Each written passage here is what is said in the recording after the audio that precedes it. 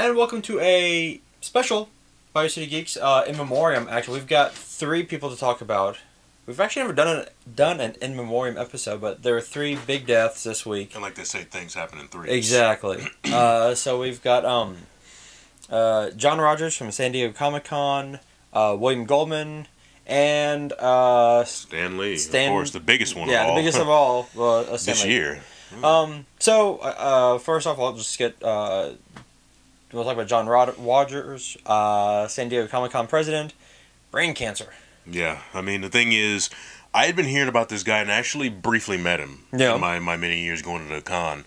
And I'd met him, cool guy and everything, and, met him through my friend Phil Ye. So, Phil Ye, you get a shout out today. But, yeah, it's, one of those guys is gone now. Yeah. One of the original founders and, a guy who kind of, has been there since the beginning. Since the beginning, yeah. That's what, 30? Began in like 1970. 40s. Yeah. 40 years. Yeah. Damn. Well, actually, probably over, because I think it was like 1974 or something like that. 1977. It's been in the 70s. Yeah, so it's around 40 years.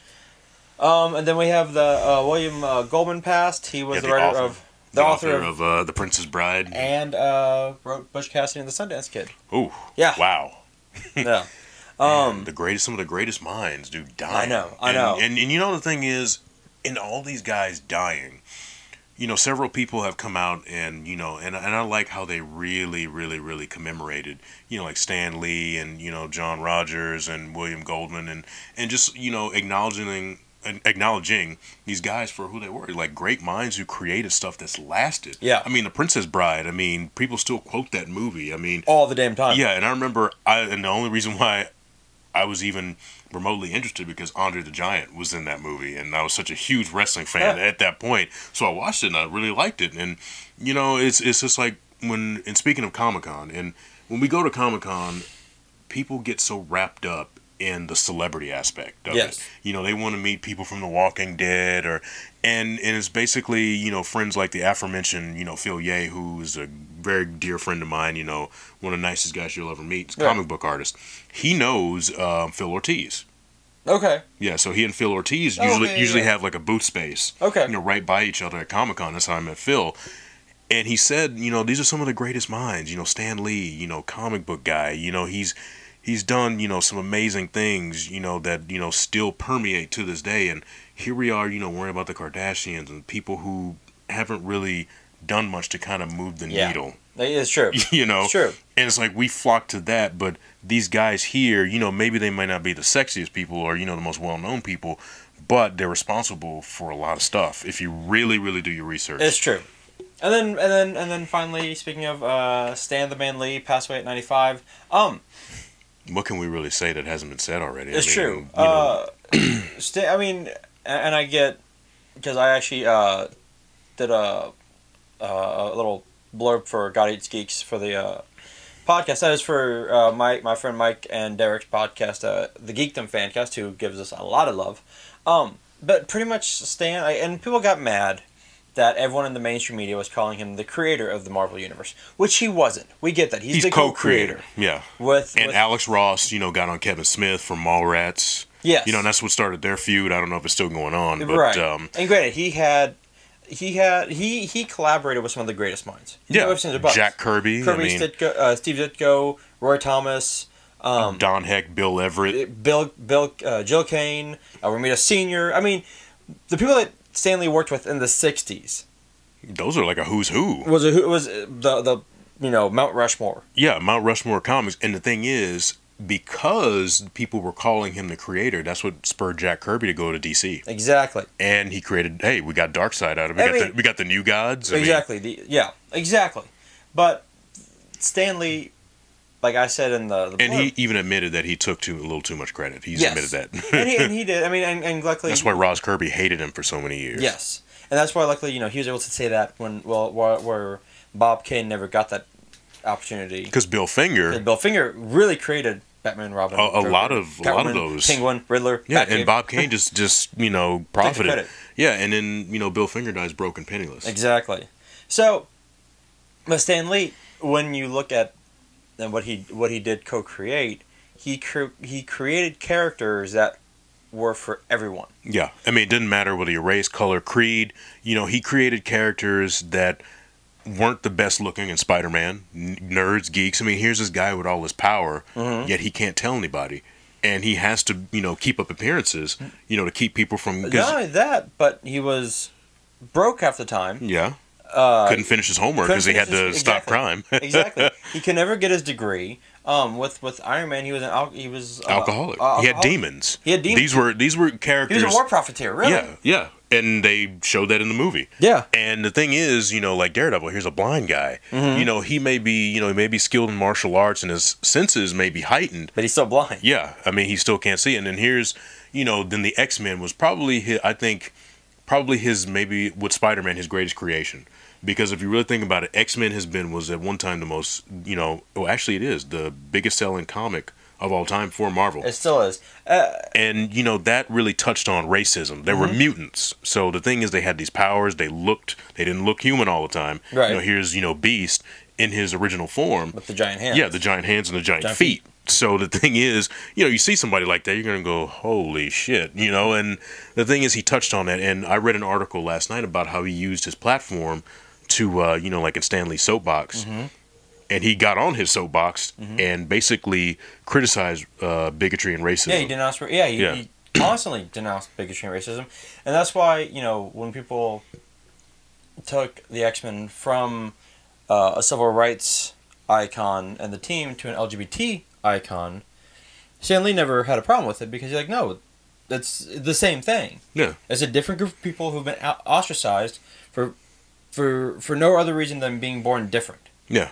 And that's it. And so he was like, yeah. He was never heavy-handed with it. He basically did not talk down to the readers. And basically, if anybody, you know, knows about the civil rights movement, knows about racism, knows about the ugly history that our country had and still has to this day, you know, they'll look at the X-Men and go, oh, okay, I see what he was saying. Well, Xavier, and he even said at UT when he came in 02 that Xavier was it 04? Yeah, okay. 2004. That Professor X was Martin Luther King and Magneto was Malcolm X. And he said that many times. They were the two sides of the same coin. Yeah. They're both going for the same thing, just in different ways. Yeah.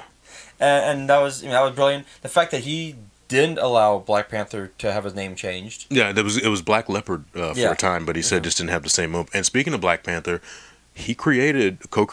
Yes, let's correct myself. Yeah, co-created the world's first black superhero. Yeah.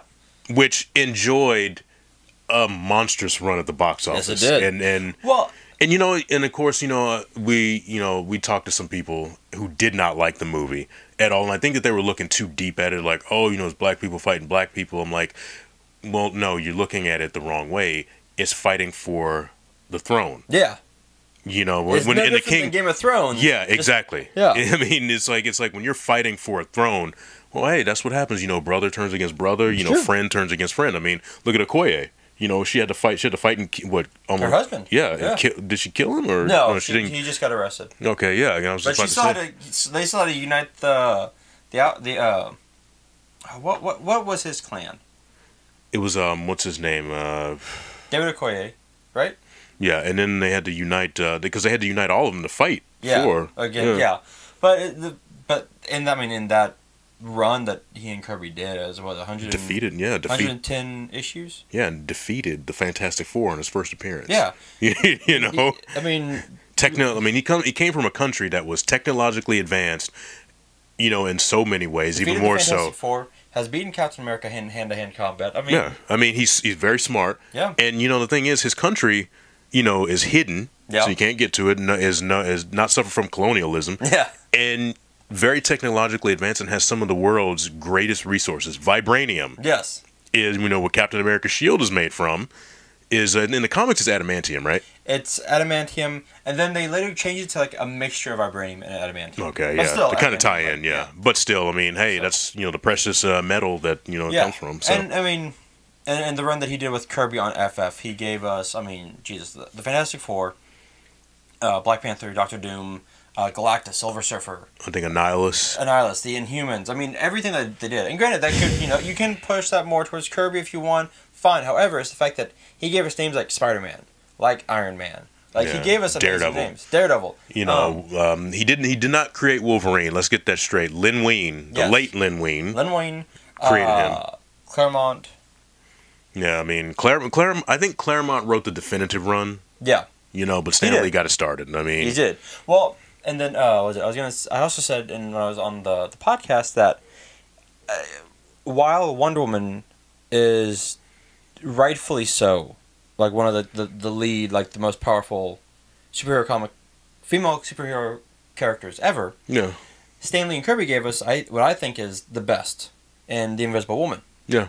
Because you have a character that they created that was wife, mother, sister, best friend, confidant, and a person who got picked by Galactus to be his herald. Yeah, that's true. So I mean, and she's the most powerful member of the team. She is, and we've actually seen her be able to kill Wolverine in a What If. She can throw down. Keep him inside those bubbles. I mean, the thing is, and also what Lee gave us with Marvel, with the work that he did with Kirby and Steve Ditko and all those, is that he gave us characters that were relatable and not. I mean, granted, DC has amazing characters. Of course, but the thing is, not everybody's a rich playboy. Not everybody comes from another planet, a dying planet, exactly, or extinct planet rather.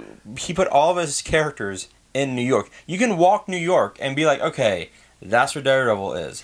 Yeah, Hell's Kitchen, real locales. Real locales. That's where Gwen Stacy died. And here's the thing, and they showed that same love in the Spider-Man video game.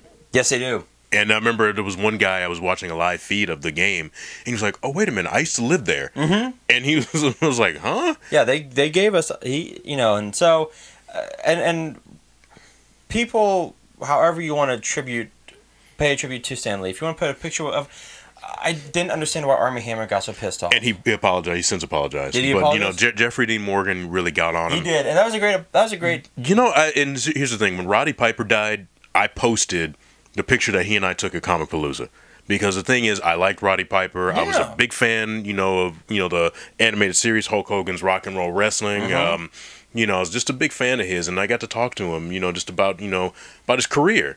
And he's like, he did Houston, and Houston was a big thing. My mom, used to watch it like every Friday night, Houston wrestling from the Sam Houston Coliseum every Friday. And I never got to experience that. Right. Because when I became a fan, I was probably about 4 years old. So that, you don't really know about the history and everything. And, when I became a super fan, it was ending. Houston wrestling was kind of ending. So the thing is, all I can do is just, listen to the stories about it, which, he told some great stories. And I really, really came to like and respect Piper, listen to his podcast, and everything. And I posted a picture and everybody, liked it. Yeah. Nobody picked on me. It's basically, it's not promoting yourself, but promoting a time that you spent with that person. Exactly. And then fucking Bill Maher. Oh yeah, says like he was responsible for Trump and made adults dumb. Yeah. The thing is, I like Bill Maher, but lately he's been sounding like a dumbass. And Ice Cube took him to task for using the N-word. Well, there's that. I like Bill Maher when it comes to his politics because he can be smart. However, Bill Maher is that like self-entitled asshole who thinks that if he likes something, it's great. If he doesn't like something and you like it, you're dumb for liking it. Yeah. And Brian Hitch, like who is this asshole? Yeah. And there's a lot of people who took Maher to task. Oh yeah. And good for them. Yeah. But that's whatever. Fuck him. But that being said, and the thing is, you got to meet Stanley, right? Twice. Yeah. See, I met him in 2004. Got to shake his hand just briefly. And the thing is, he's so gracious. Mm-hmm. And there's a video circulating about how he really loved his fans. He loved his fans. And this is something that wasn't manufactured for the camera, but he genuinely, like, when you meet him, he's always so happy to be there. I mean, he's touched so many people. So in 2004 when I met him, I went to the Q&A and then got in line because I had a comic to sign. I actually had 3 things for him to sign. They were like, okay, just one thing. Yeah. I'm like, damn it. Fine, whatever. And I'll post pictures of it because I've got it somewhere here. But it was Daredevil number 16, Enter the Spider-Man. It was the first issue of Daredevil with Spider-Man in it. And I remember I was in line because everyone like rushed to the wall. It's like, oh, I gotta get in line. and the security guard put his hand on my chest, and I was like, all right, you back, go home. Like, that's it. And I was like, no. I'm like, clutch. What was it? Okay, 04. So I was 22. Yeah. And I'm like, no. I'm gonna call my comic like, no. I gotta meet this man. Because this is before I went to cons, really. See, I'd been to several cons. And see, I hadn't. I think my first one was, I might have gone to one in 04 after this. But this is like the first time I actually was meeting like a legend. Yeah. You know, so I'm like, no, I gotta meet Stan Lee. I gotta meet him. And so he's like, what? What did you say? He's like, okay, Stan Lee will stay and sign one thing from everyone here. And I'm like, that's amazing. I get up there, and I give him my comic, and I'm just like, oh my god, it's fucking Stan Lee. And he looks at the comic and goes, this is a good issue. I'm like, yeah, you wrote it. I can only imagine how you would say that. Oh my god, this is a good issue. Pretty much. Yeah. You're like, this is a good issue. I'm like, yeah, you wrote it. And he goes, you know, this is the first issue Spider-Man was in Daredevil. I'm like, I know. Like, I know. And I just said, thank you. Like a 5-year-old meeting Santa. I was like, thank you. Yeah, I mean, and he shook my hand, and he goes, you know. And I've gotten closer to him, you know, in recent years. But the thing is, you know, R.I.P. Stan, you know, you inspired us. You know, you got legions of fans all over the world, you know, that you've inspired, will continue to inspire. You know, his name is going to live on, you know, along with Kirby and everything. Yeah. You know, and just, you know, the grand, you know, one of the granddaddies of comic books and pop culture. It really is. So with that, I will say, with great power comes great responsibility. Excelsior. Thank you.